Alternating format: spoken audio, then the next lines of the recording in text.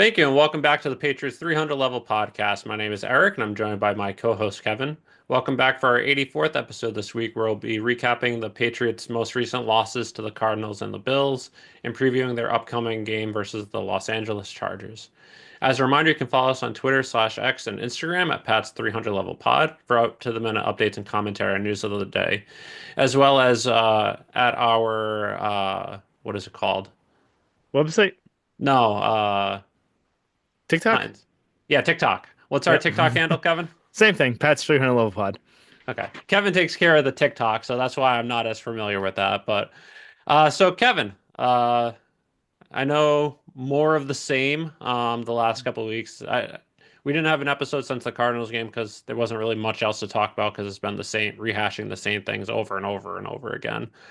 But wanted to mostly talk about the Bills.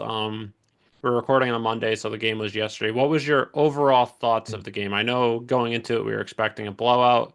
Bills had gone eight straight games of scoring at least 30 points.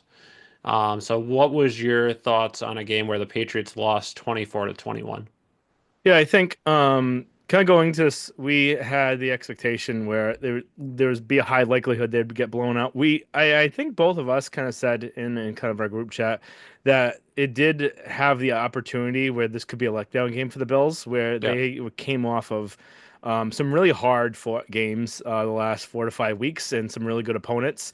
And you're usually set for when you're like that to have kind of a letdown game. You would see this with the Patriots for all their in the last 20 years Yeah, and when like they're really good. 2004 against Miami in December, that Hmm. night game against the Browns in like the mid 2010s. Yeah, you would have And one or two games where you would kind of it'd be that letdown where they would still sometimes win, but yeah, they would be a lot closer than it should be, and they played down to the opponent.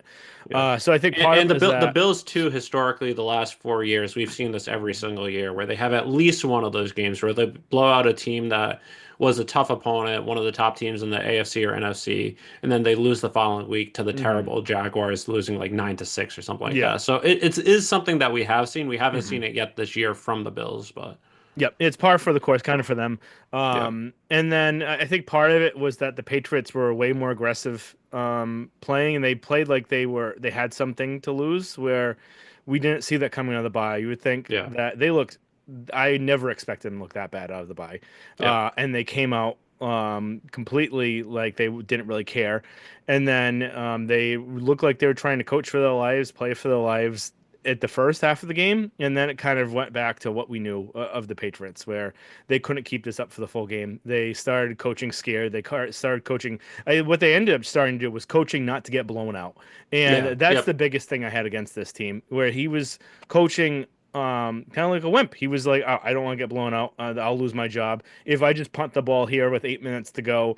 Then we won't get blown out, and it'll be a maybe a 3 point game, a 10 point game. It won't be a 17 point game." Yeah. And he was coaching scared there, and that's the biggest thing I had about this game. And you see this every single week, and that's the thing where it's basically like a recording where it's every single time this stuff, the same things happening over and over again, coaching mistakes. Um, it's not really there's not really much new to glean off of this. They Yeah. they did come out. I give them credit. They came out better. Yeah. I think they had a better idea of how to handle Josh than some of the other people. But I think the other part of that is where this is divisional familiarity, where you've had the same game plan and had the same kind of tactics to use against Josh Allen over the past few years. So it's not like they Yeah. were scheming up against a new team, scheming up against a new kind of system, that sort of thing. So I think they had a little help there. Yeah. And then Uh, also too with that as well is I know from 2020 to 2022, Josh Allen has destroyed the Patriots minus that crazy wind game. But mhm. the last three times they faced him, Bill had figured out a game plan of how to stop him. Where in 2022, it was a close game where they lost by, I think, 7 or 10, 3, 7 or 10, something like that. Mhm. 2023, they won at home, and then they lost a close game. Also, the second game of 2022, they lost 35-21, Mhm. but two of those touchdowns were kick returns for touchdowns. So really only allowed the offense to have three touchdowns. Mhm. So you saw the Patriots figure out a game plan of how to stop Allen or at least slow him down. And that's something that Mayo, Covington, Bryan, and Pellegrino were all on the staff last year, so they at least had that access to that game plan versus other teams where the Cardinals they haven't played in 4 years or 2 years, Hmm. whatever it is for them. So it's not as familiar with them. So Yeah. it, Um, yeah, go Go ahead. ahead. Oh, I was gonna say, kind of other thing in the coaching. I think the other thing that we've seen, it's now 7 straight weeks with May having a turnover, and that's something that he really needs to kind of learn from um, going into next year. And Yeah, I'm still, it's getting a little concerning by the amount of times it's happening. It's not. With I'm that not as said, yeah some of I'm them not as weren't really his concerned. fault. So I'd like say there more was than that. half are not his fault. Yeah. But I think it is something that, and this year is a lost season anyway. So I'd rather him learn now what he can and can't do, and then learn from that going into the next year. So that's why Yep. I'm not really that concerned yet. It would be going into next year. What does he look like next year? Is it still the same, or is it getting better? And he has gotten better. So, Yeah. but it's just some concerning things there. Yeah, I'm not as concerned because, as you said, a lot of them I wouldn't put on his fault. Where the fumble to Mondre that ended up being a touchdown, I put that more on Mondre. But again, he threw it harder than he should have. But it was a terrible play call to begin with. So Hmm. then the interception, Hooper fell down. He didn't run a clean route to begin with. If he ran a clean route, maybe he still gets that. But again, it was a great play by the defender as well as not a great throw by May. There was one to Hunter Henry a few weeks ago went right off his hands. There's the one to Booty a few weeks ago that went right off his hands and then into the defender. So I say half of them aren't his fault. There were some where it's the Mac Jones interceptions from the past few Hmm. years, but it's not like that every single game where that's what the turnover is. If it was Yep. that, I'd be more concerned. Hmm. Um. So, Yeah. Oh, go ahead. so just unrelated to that, but just my overall thoughts of the game as well is it was good to see life. It was good to see them play as close as they did, where they were dominating the first half. Second half, it was the turnovers that killed them. But it's also frustrating because we saw the potential of what the talent on this roster is. Again, it's not a Super Bowl caliber team this year, but it's a team that, with good coaching, should be fighting for the playoffs at least. You Hmm. see, the Broncos are in the playoffs right now. The Chargers, in a rebuild, are in the playoffs. Again, they don't have a rookie quarterback. They have an established quarterback, but still, it's a team that had a terrible defense last year and they got rid of their top weapons and they're pretty much in commanding role for a playoff spot. Whereas, so we saw the life from this team, but that's the frustrating thing is it's so inconsistent, along with terrible fundamentals and terrible situational football. Where Hmm. Mapu, with good interception, everyone on the defense should have told him to stay in, as well as he himself should have known to stay in the end zone. Instead, the other defenders around him went to try and block people, and he Hmm. took it out and gets tackled at the one instead of it being at the 20-yard line. So you can't really do much on offense from that. That's something that he should have known, and the coaching should have put in him instinctually. There was the again terrible play call by that resulted in the touchdown on the lateral. But again, once Mondre gets destroyed, but you see all Patriots players on offense just looking at the ball, standing around, whereas every single person on the Bills is running after the ball. Hmm. Again, in their position, they probably wouldn't be able to get to it just because Mondre's down, they're far away. But you at least have to fight for the ball. You have to put in some effort there. And A, it's just they didn't know that it was a fumble, or B, they just knew they weren't going to get it, so they weren't going to try. So that's something that pissed me off too. But again, bad tackling throughout the whole entire year. It was a good scheme this past game, but still, it's those fundamentals on offense and defense. Terrible situational football, bad penalties in key spots where it's on third down. Even the touchdown where they got at the end of the fourth quarter to make it a three-score game. It was first and goal on the one, and it took them 10 tries to get plays in, total, I plays. think. Yep. Yeah, 9 or 10 plays to get in the end zone to get 1 yard. Hmm. It's just frustrating to see. You see the talent that they have to at least be, I'd say, mediocre this year. They They should at shouldn't be. least be 500. Yeah, With the team that around they 500. have, They they have should a be around 500, plus or they minus a game or two. Either exactly. way, with good And coaching. it's the they went from being a top five defense last year to the second worst, or I think DVOA, they're 30th in the NFL this year, Hmm. and they still have 2 games versus two good offenses to go.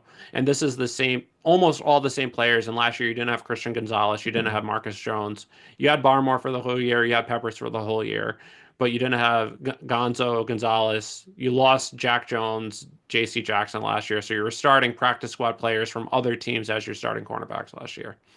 So it's just frustrating to see pretty much coaching be the reason why. Again, we were expecting growing pains this year. I don't think either of us were expecting it to be this bad Hmm. from a coaching perspective. So But that's just a frustrating thing with the reports that Gerard being back next year. Again, hopefully they bring back some or bring in some experienced coaches to help him. But again, what experienced coaches are going to want to come here on offense where you know you're going into the lame duck year? Your only saving grace is you have uh, Drake May as your quarterback, and maybe that is something that you think you'll be able to fix and then show your talent. But on defense, if you move on from Covington, who the hell is going to want that position? If the mhm. defense does well, Gerard Mayo is going to get all the credit because he's a defensive minded head coach. If the defense does bad, you're going to get the blame and you're going to get fired. So I don't Yep. see any, at least from a defensive perspective, it's lose lose. Maybe bring in a consultant like Eberflus as like a defensive consultant, as an Yeah. example, or But Sala or like someone. I was saying, I think to you before, I don't really see them doing that where it's so the problem with the defensive coordinator is if they go down the route of canning Covington and they bring in someone else, what's Mayo responsible for? Mayo's supposed to be this defensive head coach, and if you're not bringing in someone that he already knows, so like let's say someone that was on like Flores' staff before, or someone that's been in the same defensive scheme, it's a pretty different scheme than what a lot of places run. And Yeah. if you're not bringing in someone like that, number one, you're having a scheme that's not marrying what the players do. Number two, you're having a scheme that is not familiar with the head coach, and that he's even less removed from what he's doing now. And at that point, what is he doing? Yep. Is the big thing. And it's more of kind of a target on Mayo if you fire Covington, because that's his handpicked guy. That's what's running his defense. And I think they'd be more likely to say, keep Covington, but you have to take control of the defense. You can't be the CEO head coach where you're kind of delegating to everything. And the problem with that is you delegated too much to everyone that hasn't done it before. So I would see it more likely that they'd keep Covington and make Mayo be more hands-on the defense Yep. than actually canning Covington. The problem with that is that they're probably going to can AVP where he's probably done the best out of everyone, I would Yeah. say, Yeah. and he has the Which best is sad, demeanor. but like you've seen the offense improve. Part Mhm. of it is Drake May is your quarterback, but Yeah. also if you're installing a new offense, it takes time to get everyone up to speed, especially Hmm. with the football IQ you see of people in the wide receiver room Yeah. or their everything. But Hmm. yeah, I think if they do either fire Covington or they bring in I think if they fire him, they would have to bring in someone that's worked with Mayo before. Hmm. One person that comes to mind is Patrick Graham, who's currently the Raiders defensive coordinator. He Hmm. was Mayo's linebacker coach. He was on the Patriots staff for about 8 to 10 years. He went over to Hmm. Vegas when Josh went there. He's currently their defensive coordinator, so it would have to be if Pierce fires him or if they just completely clean slate Hmm. and then he's someone that comes in. Otherwise, if you keep Covington, I think they're definitely going to have to bring in a defensive assistant, like a fired head coach, Ron Rivera, Hmm. Matt Eberflus, Robert Saleh, someone like that to help oversee it. Because if and when Mayo decides to fire Covington next year to save his job, spoiler Hmm. alert, looking forward to next year, assuming the trend continues. If the defense is still this bad with all the players you have, Mayo's never called defensive plays. Hmm. He's never really done the game planning. So I wouldn't expect him to take over that role. He would have to have someone with prior experience to do that. Hmm. So that's all I'm saying. I'm not saying Covington's gone 100%, but I think they'll have to bring in someone either to replace Covington or to help assist Covington next year. Yep. All right. Three up, three down, real quick. So three up, I've got Booty, Jonathan Jones, and Hunter Henry. Booty again, maybe not the smartest player, Yeah. but had a really good game, really good catch on the sideline. Jonathan Jones, I think this is probably his best game of the year. Yeah. And then Hunter Henry, it's been just stability for them. He's just dependable. The thing with Hunter Henry that still He pisses doesn't me turn off, around his he head, doesn't turn but around, and that cost them. It would have been a first down, I believe, hmm on one of the drives, and he was just slow, not looking. By the time he turned around, the ball was already there, like by him. But hmm if he turned around, he had the ball. So yeah, it's just frustrating. It's been 4 years of that. Again, he's yeah, your most dependable player on offense probably this year, but hmm it's just those little things that piss me off. But yeah, I think those all make sense for me. I'd go Booty number one. His breakout game as a starter this year. hmm Jonathan Jones two, and then I'd go Drake May three. Again, I know there were the turnovers, but in 9-degree weather in Buffalo, go pretty much outplaying Josh Allen completely. So he had a hmm good game. There were some negatives, but he helped put the Patriots in the position they were, where they had a fighter's chance at the end of the game. yep. And then three down, I got Stevenson, Jacobs, Jennings, and then honorable mention Mayo. So Stevenson, you can't have those fumbles. Yeah. The fumble, and then the that lateral play, I part of still it's on put that him. lateral on, as a fumble on Stevenson. I know in the Yeah. scorebook it's technically a fumble on May, but I put that on hmm Stevenson Yeah, I would where, say it's partly on May, partly on AVP for even calling it in that yeah, yep, situation, agree. partly on Jacobs for missing the crack block there. But I would say the more of the onus would be on Stevenson. Jennings just it probably was his worst game of the year with setting the edge, Yep. and then Mayo again gutless play calling towards the end of the game and kind of diverting to the way it is.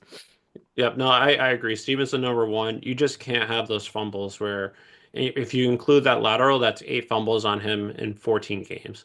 It's hmm just unsustainable. You can't with a team that's this mediocre is the hmm polite way of putting it.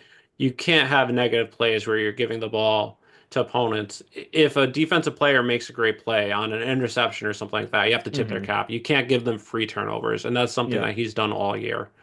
Number two, Jacobs as well. And then number three for me is Mayo, where again, they were aggressive in the first half, but in the second half, like you said, they were just coaching not to lose or not to get blown out. And I texted you that during the game too, where they were punting it. It's 4th and 3 at the 50.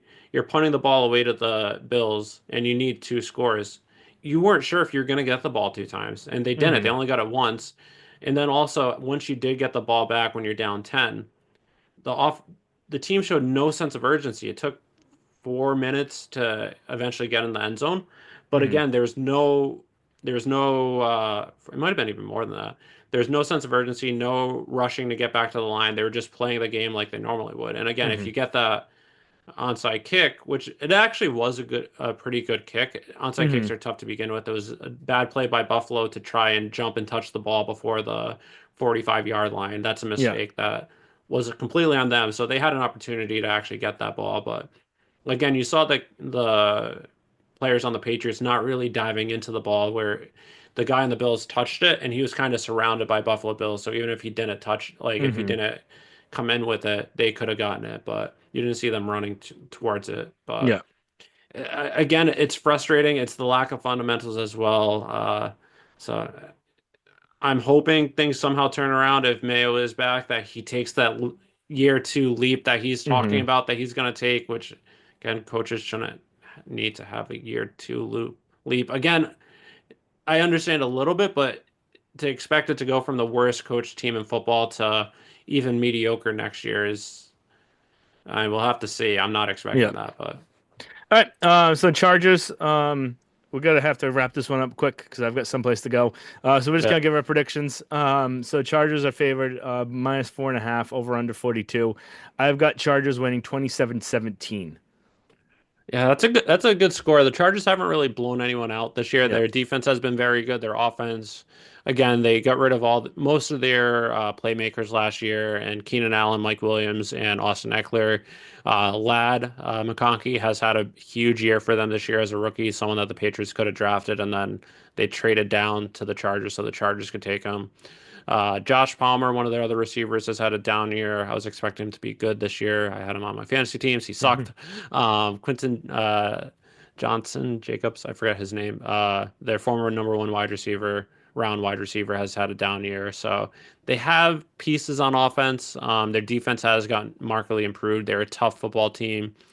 Um, I'd ex Patriots should at least have a fighter punter's chance to win, but I think they're going to lose 34 34-20. But this is another game too where they've played the Chargers 3 times in the last 5 years, and Justin Herbert's 3 worst games of his career have come against the Patriots. Again, Mhm. that's when Bill and Steve were calling the defense, game planning, but most of these defensive staff were still on the staff then, so they could still use that game plan to cause Herbert to have a bad game. And if you have some turnovers, maybe you'll have a chance. So Patriots do have a chance in this game, but I think the Chargers will win 34-20. All right. So thank you everyone for listening. Make sure you subscribe, rate, and review, and follow us on Instagram and Twitter, Pat Strahan Level Pod.